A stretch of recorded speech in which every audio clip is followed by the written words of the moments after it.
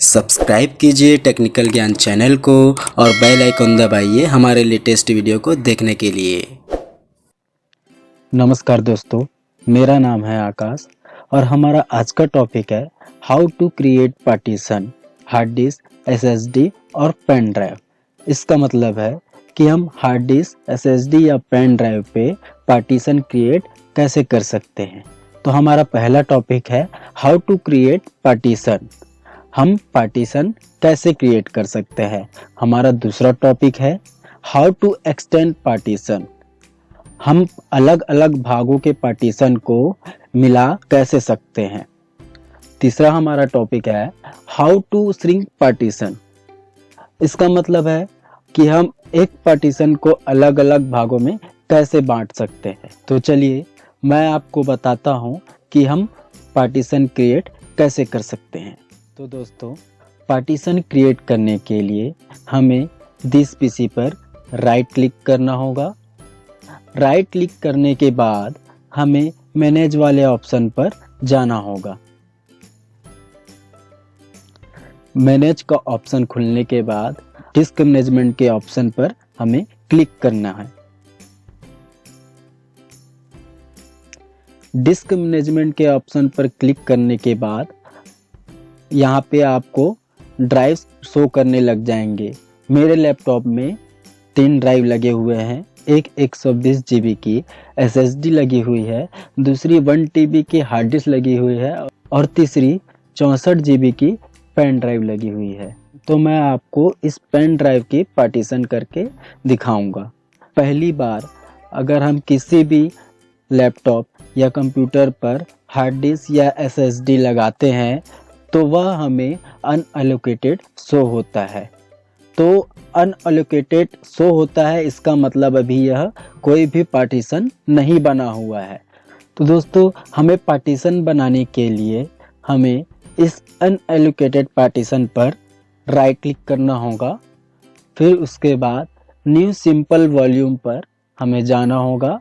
फिर इसको नेक्स्ट करना होगा और यहाँ पे हमें जितने MB की हमारी पेन ड्राइव है वो यहाँ पे शो कर देगा। तो इसके बाद हमको सिंपली नेक्स्ट करना है। नेक्स्ट करने के बाद यहाँ पे शो करेगा कि आप अपनी पेन ड्राइव की या हार्ड डिस्क या SSD की ड्राइव लेटर क्या रखना चाहते हो। तो मैं सिंपली D लेता हूँ। तो मैं अब ये D ड्राइव लेटर पर नेक्स्ट कर देता हूँ। अब यहाँ पे फॉर्मेटिंग की इंटरफेस आती है। तो यहाँ पे हम 2 प्रकार से फॉर्मेट कर सकते हैं, एक XFAT में और एक NTFS में। तो सिंपली हम NTFS में करते हैं और फॉर्मेट करने के समय हमें परफॉर्म अ क्विक फॉर्मेट पर क्लिक करना ज़रूरी है। इससे हमारी हार्ड डिस्क या SSD फॉर्मेट जल्दी होगी। तो ये सब करने के बाद हमें नेक्स्ट पर क्लिक कर देना है। नेक्स्ट पर क्लिक करने के बाद अब ये हमारा कंप्लीट हो गया तो हम फिनिश कर देंगे। फिनिश करने के बाद ये फॉर्मेटिंग लेगा, तो आपको फॉर्मेटिंग तक रुकना है।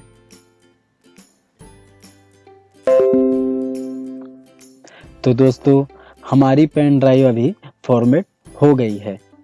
तो हम देखते हैं कि हमारी पेन ड्राइव यहाँ पे शो कर रही है या नहीं।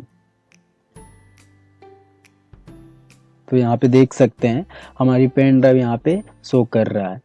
तो हम क्या करेंगे, अब हमें इसको अलग अलग पार्टीशन पे बांटना है। तो हम पार्टीशन बांटने के लिए, ये तो हम क्रिएट पार्टीशन कर लिए। अब हमें पार्टीशन श्रिंक करना है, अलग अलग भागों में बांटना है। तो हम पार्टीशन बांटने के लिए राइट क्लिक करेंगे। राइट क्लिक करने के बाद हम यहाँ पे श्रिंक वॉल्यूम करेंगे और एक्सटेंड का यहाँ पे इनविजिबल दिखा रहा है क्योंकि अभी पार्टीशन कोई भी श्रिंक नहीं है, जिसकी वजह से हम मिला नहीं सकते। तो हमें पार्टीशन श्रिंक करने के लिए राइट क्लिक करना होगा। राइट क्लिक करने के बाद श्रिंक वॉल्यूम करना होगा। तो श्रिंक वॉल्यूम करने के बाद ये हमें कुछ इस तरह से दिखेगा। हमारी पेन ड्राइव है 64 GB की और हम 10 GB भी कर सकते हैं, 20 GB भी कर सकते हैं, 30 GB भी कर सकते हैं। तो सिंपली हम चलो 30 GB की करते हैं। तो दोस्तों 1 MB की होती है 1024 KB, 1 GB की होती है 1024 MB, 1 TB की होती है 1024 GB। तो हम यहाँ पे पार्टीशन कर रहे हैं 30 GB की, तो हमने यहाँ पे सिंपली कर दिया है 30,000। अब 30,000 करने के बाद हम यहाँ पे श्रिंक पर क्लिक करेंगे। श्रिंक पर क्लिक करने के बाद एक पार्टीशन हमारी न्यू वॉल्यूम डी जो कि है, तो ये हमारी एक पार्टीशन बन चुकी है जो कि 30 GB की बनी हुई है। और हमने 30 GB की एक और पार्टीशन बनाई हुई है जो कि अभी अनएलोकेटेड दिखा रहा है। तो ये अनएलोकेटेड दिखा रहा है, मतलब ये हमारे माई कंप्यूटर पर शो नहीं करेगा। तो हमें शो कराने के लिए सबसे पहले क्या करना पड़ेगा, इस अनएलोकेटेड पार्टीशन पर राइट क्लिक करना होगा। उसके बाद न्यू सिंपल वॉल्यूम पर क्लिक करना होगा। उसके बाद जैसे कि मैंने पहले बताया कि फिर नेक्स्ट का बटन दबाना होगा।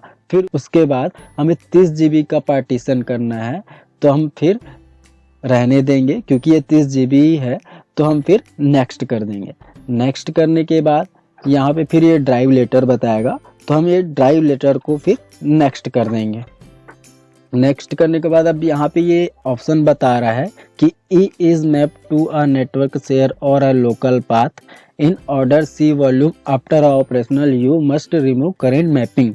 मतलब ये बता रहा है कि ई लेटर का हमारे पास पहले भी है, तो हम ई लेटर चेंज कर लेंगे। अब हमने ई लेटर को चेंज करके पी कर दिया है, तो फिर अब नेक्स्ट करते हैं। अब नेक्स्ट करने के बाद ये फॉर्मेट का इंटरफेस आता है, तो फिर हम सिंपली जैसे कि प्रीवियस किए थे वैसा ही हम नेक्स्ट कर देंगे। तो यहाँ फिनिश कर देंगे।